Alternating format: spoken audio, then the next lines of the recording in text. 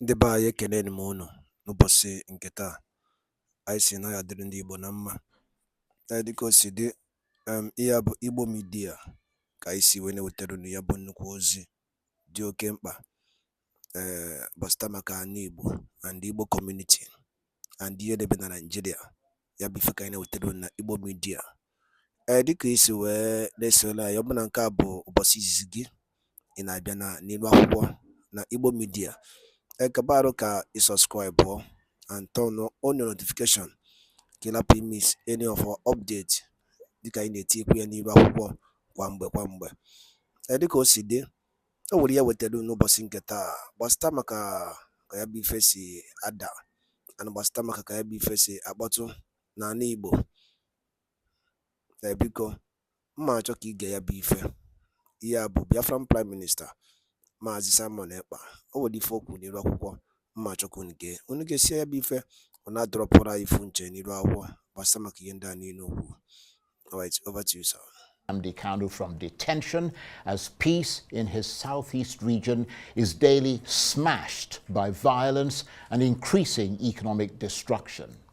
IPOB militant squads as well as unknown criminal gunmen daily scour the landscape, whilst the people who are at the sharp end of this crisis cower from the savagery of their attacks and their fearsome reputation for inflicting unbelievable damage both on security forces and on local communities that defy them.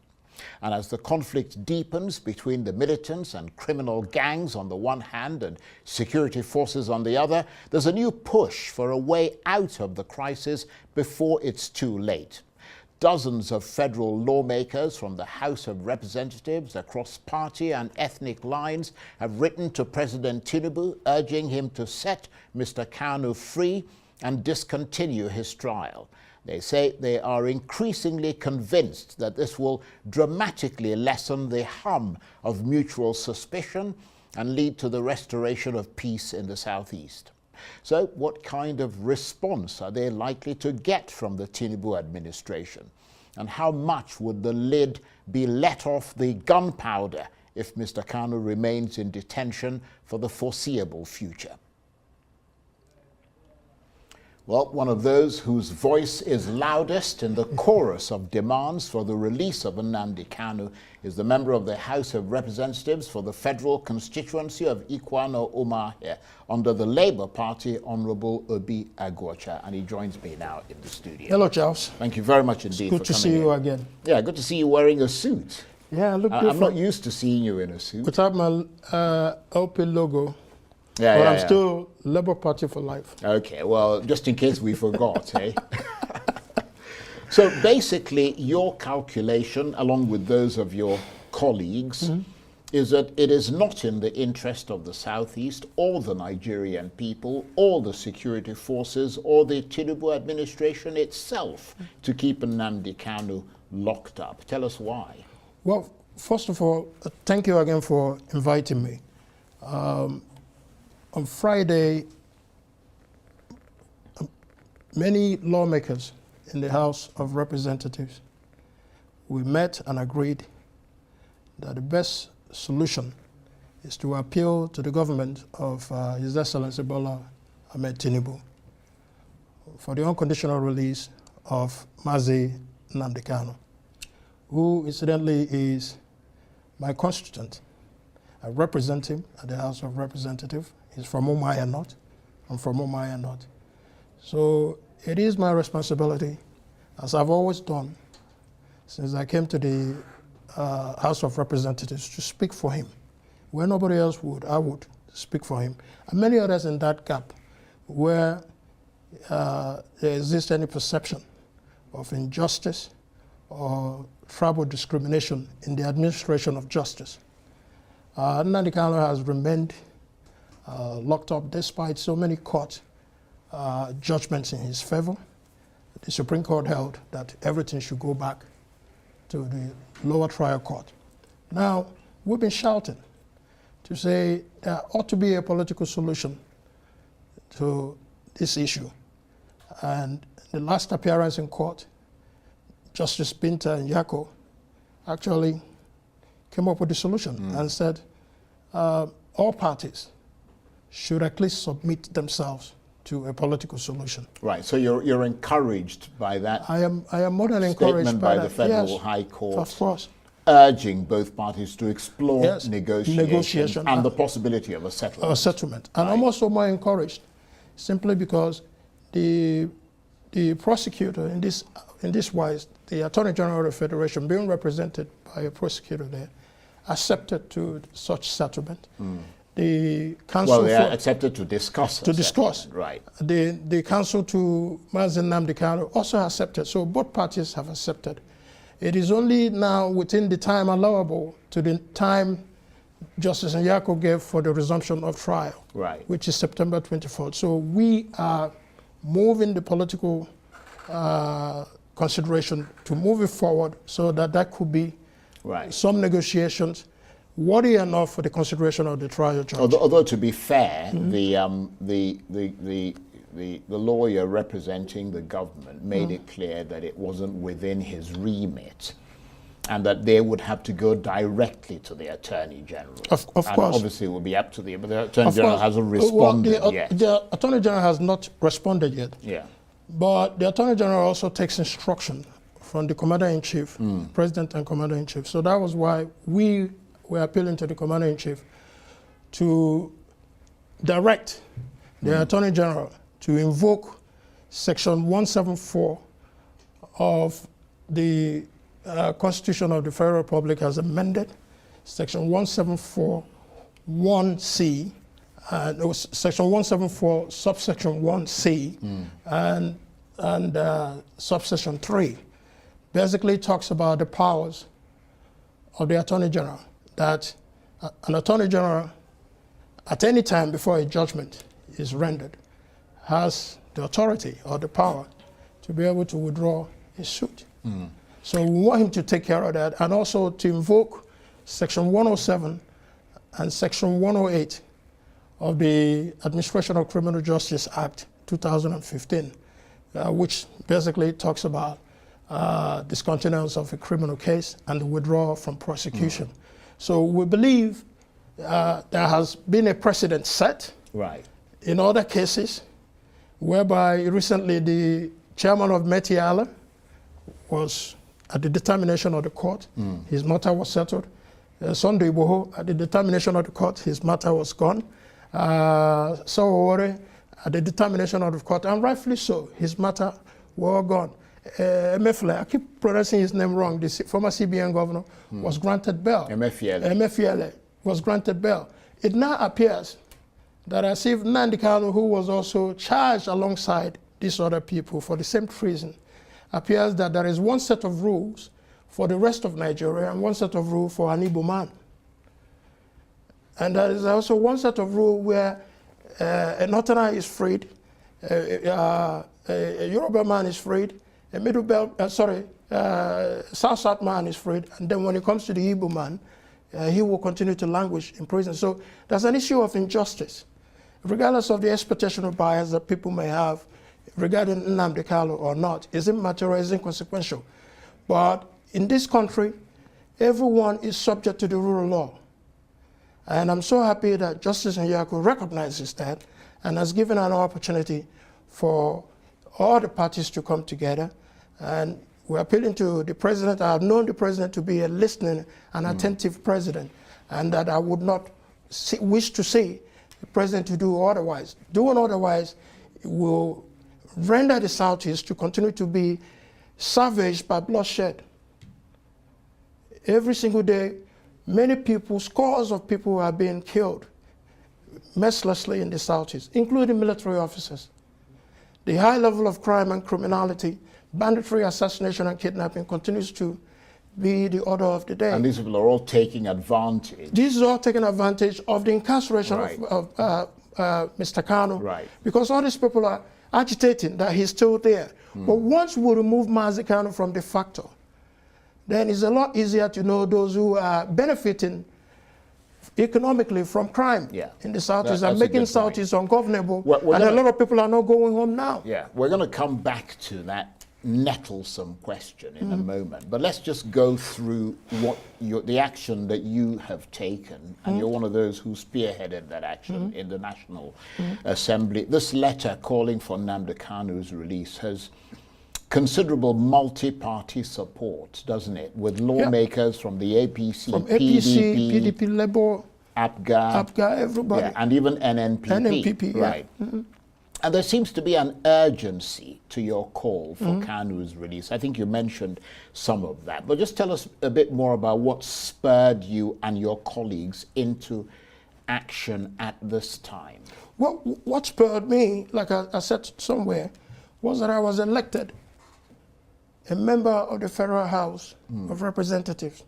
And through my campaign, I ran on one single issue, that I would not be shut up in seeking the fundamental right of Mazi Nnamdi Kanu and others in that gap. And I've demonstrated that from day one. I've questioned everybody that needs to be questioned. I've lobbied everybody that needs to be lobbied. I've consistently made my case for it. Well, would you lobby in the same way for someone who is not from your constituency, yes, or who's not from the Southeast? I'm a member of the National Assembly, and that's what it means, that I'm not just there. So you're there to stand for justice. Right. I want to stand for justice. So, but in this wise is Nnamdi Kanu and the sensitivity of it. Now, my colleagues honored me by accepting to be a part of this. I could have easily done it alone, which would not be successful. I could have also done it through other caucuses, which would not be successful.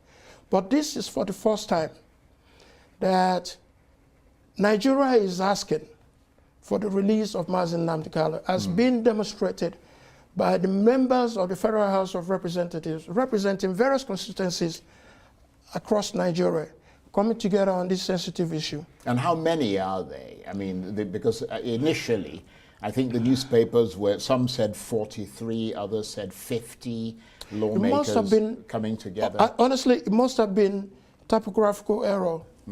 The number is actually 50 that have signed, ready to go. Right. But because that we are on recess, we believe we will resume back plenary on or about July 2nd. And today we have commitment that would actually put that number over 150 honorable members all across political divides, all across the nation. Well, that's a sizable number. Of course, to demand for the release of Mazi Nnamdi Kanu. And I'm highly honored by that. Yeah, and you called, I mean, you mentioned this earlier, for the Attorney General to discontinue the case based on sections of the Nigerian Constitution, not just, but for public interest. Right. For yeah, but I need to get to a point here, because you're saying that section, I think it's section 174, gives him the power to end the trial in the public interest, in the interest of justice, and the need to prevent abuse of legal process. And you believe that Nnamdi Kanu's case meets those criteria? Absolutely. Right. Absolutely. Right. And we expect that the Attorney General, in consideration of this plea, having set precedents as well, in many other cases that I've just mentioned, cannot come to Nnamdi Kanu's case and do otherwise. Nnamdi Kanu deserves the protection of the laws of the Federation, and like I said, every subject of Nigeria, has constitutional right and due process. And just to reiterate that you believe that Mr. Kanu's release will help to restore peace in the South. Absolutely, without any gainsaying. Right. Without any gainsaying. If you look at what is happening in the Southeast, like I said, what is the basis of the agitations that are currently going on? First thing they will point is the detention of Mazi Nnamdi Kanu. That's the first thing they will point.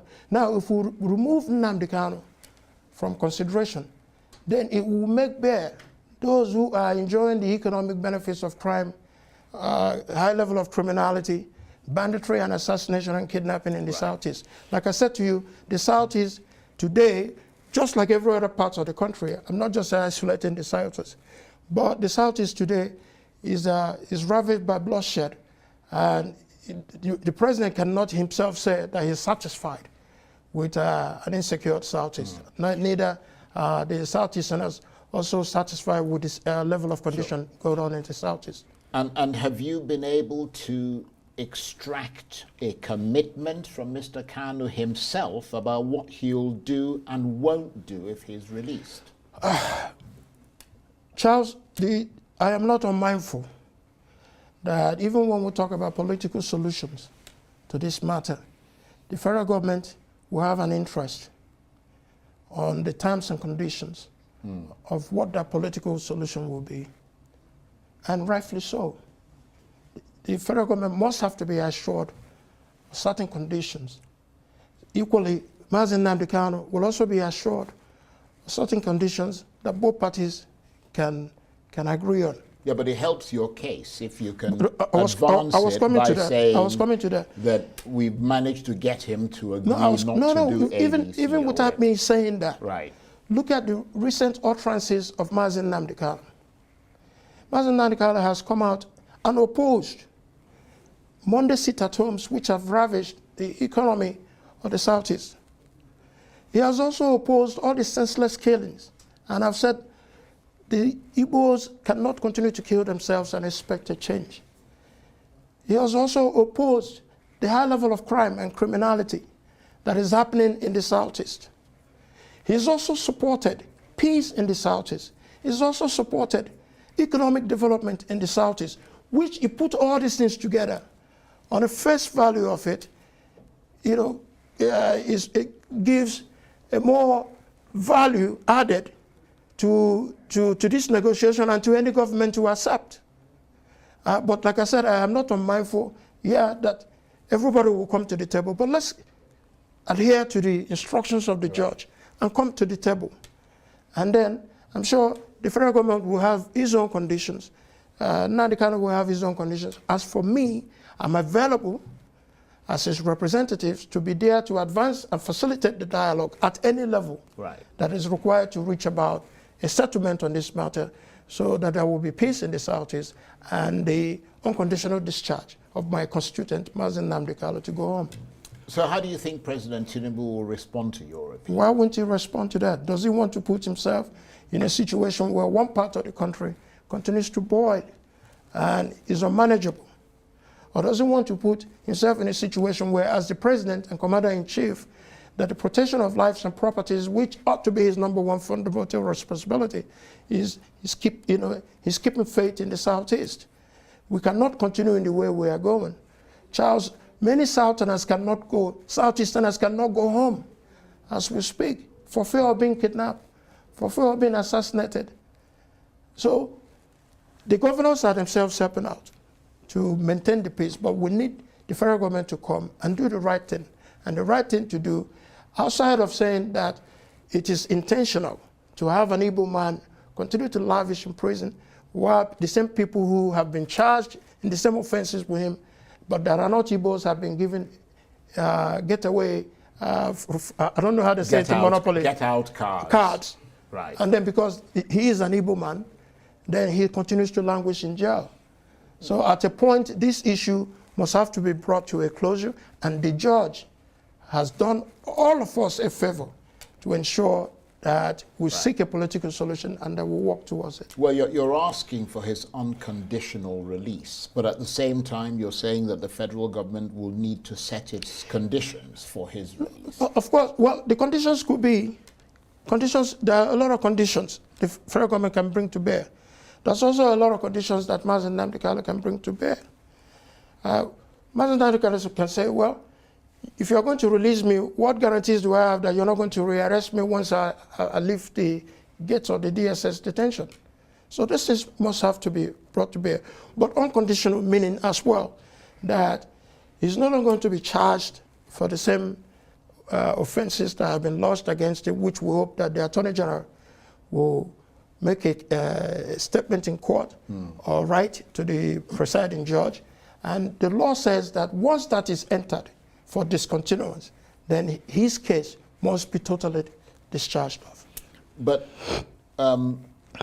you are convinced that if he instructs his Attorney General to discontinue the trial and free Nnamdi Kanu, I mean, I keep banging on about this because that's a critical point. It'll usher in a new period of peace and stability in the Southeast. The reason I say that is that beyond the fact of what you're talking about, the incarceration of an Igbo person or what, I mean, a lot of Igbo people are the victims of that. Of course. In fact, most of them are the victims of course, the crime. of course. So they need to know that it will usher in a period of peace in their region and they can all go home and that the situation won't worsen. Absolutely. I mean, you just said it all. If we free Mazi Nnamdi Kanu from detention, the most important thing that will happen in the Southeast is for us to know, like I also said, those who are benefiting economically from the savages of bloodshed, from crime and high criminality, from banditry, assassination, and otherwise minded. They're there. Yeah, there are some foreign elements that are also part of this group. But 90% of those who are committing these high crimes and criminality are from the Southeast themselves. Right, because obviously we have to be careful that if he's released, Absolutely. you're not going to have criminals committing crimes in his name, In his name. which would put him in a very difficult situation. Yeah. So he has a responsibility as well. If released, just like he has made pronouncements against Monday sit-at-homes, which has ravaged the economy, he had made pronouncements against the senseless killings. He has made pronouncements against kidnapping and assassinations. He had made pronouncements in favor of peace. He has made pronouncements in favor of economic development of the Southeast. I believe verily that if he comes out and sticks by these things that he has opposed and supported, it will be a new watershed in the Southeast, a turning point, whereby all of us can now begin not just to look at insecurity and security as we are doing currently now, but we will continue to look at it because it's important. But now we'll be looking at economic development of the Southeast, where a lot of employment opportunities to teeming youth will now pull them out of the battleground of insecurity. But we know that the federal government has in the past stuck to its guns, even when an appeal court dropped all charges against Mr. Kanu.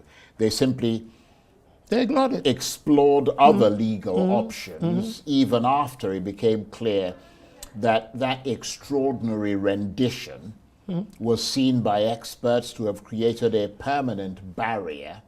Not just experts, the Supreme Court ruled against that. But they believe that it should have created a permanent barrier to his prosecution. But even in the face of that, he was never released. He was never released. That's what I'm saying. Does it exist in this federal republic that where it matters to an Igbo man, then there are two laws. One for other Nigerians that will have consideration of the administration, whether it be previous administrations or this current administration, and another one just for the Igbo man. What we are saying, due process. Every subject of Nigeria is entitled to due process and protection of the law. Nnamdi Kanu is no different, and we must accord to him the same regards, the same opportunities of law as we have given to Sunday Igboho, as we've given to Sawore, as we have given to the chairman of the Metiala, and as we have given to many alleged terrorists, Boko Haram terrorists, that have been released from prison over time. And yet, what crime has Nnamdi Kanu committed that is bigger than what all these other people have committed that doesn't warrant the federal government to be able to look at it favorably and, invoke Section 174 and invoke Section 107 and 108 of the Administration of Criminal Justice Act and the Constitution. So if President Tinubu doesn't respond positively to your call, I know you've expressed optimism, but if he doesn't respond positively to your call, what will be your next move? There is no next move because I believe he would respond. No, but just in case he doesn't. No, I'm just saying, I am optimistic. I am committed. And I am, prepared to continue to be engaged to play this out and positively. Like I said, the options that we had before are not the options we have today. But I mean, there were appeals to the previous government. No, that's what I'm saying. That's what I'm saying. And he didn't. The options we had before. No, the options we had before are not the options we have today. Today we have an option of the trial judge herself saying, let's take a pause to see whether we can have political negotiation on this. Today we have Nigerian House of Representative members across political parties, across the ethnic divide. It's not all that. Yeah. But I mean, at the moment, the people who actually signed the document are 50 out of hundreds of lawmakers. Do you know how long it takes to convince one member, or 2 members, or 10 members to support your bill or to support your motion, let alone to convince 50? No, I understand that, and you ought to be commended for that. But what about those who oppose his release? I mean, how powerful are their voices and their arguments, and could theirs be bigger than yours? No, I recognize their voices. I also recognize their concerns. Like they say in America, I feel your pain, but your pain cannot be at a level that would suffice that Nnamdi Kanu, having been held back in the same manner others have been held back, but we are released to go about their works of life. And it's still staying there. But what we're also doing is we're not just relying on just members of the House of Representatives. There are ongoing consultations going on now with critical stakeholders. Even some stakeholders we may have had wrongly held perceptions about the way they handled certain issues on this matter. We're talking to them. We're talking to our governors. We're talking to our distinguished senators. We're talking to friends of Igbos to say, please come. Let us all work together for the first time, getting an issue, a sensitive issue like this, that borders on you're aiming to overwhelm those who oppose it. Of course. Because the reason I say that is that Ohaneze Ndibo say there are some governors and National Assembly members, quite powerful people who are working against Mr. Kanu's release. I wouldn't know that what informed Ohaneze. I wouldn't know what may have informed Ohaneze to make that statement. Of course, I don't even expect that on this matter that we'll have a consensus on it. Is not plausible to do that. You can never have a consensus. But I believe that we can have enough consensus that will speak to the mind and speak to the heart of Mr. President. Like I said earlier, Mr. President has demonstrated that he is a listening and attentive president. That if we make a compelling argument for him and set it out in our opinions, that he will acquiesce in that and then allow his Attorney General or instruct his Attorney General to do the right thing. I do not believe that the judge herself just woke up overnight and said, you know what, you guys should go and seek a political solution to this. I'm sure there are certain things maybe within the evidences also provided that probably gave her concern that we can't take a chance either convicting this man in the public interest or calling for him to be released also in the public interest. And she chose the rightful thing to do, which is to ask both parties, go back and sit, negotiate, and come back and give me a settlement agreement. Well, we'll keep a close eye on those developments, and thank you for sharing your thoughts with us. Thank you very much. Thank you very much, and telling us what you're doing in that regard. Honorable Obi Agwocha is one of those calling for the release of Nnamdi Kanu. He is certainly one of the loudest voices. He represents the federal constituency of Ikwano Omar here under the Labour Party in the House of Representatives. Thank you very much indeed for coming in. Very much appreciate you. Thank you.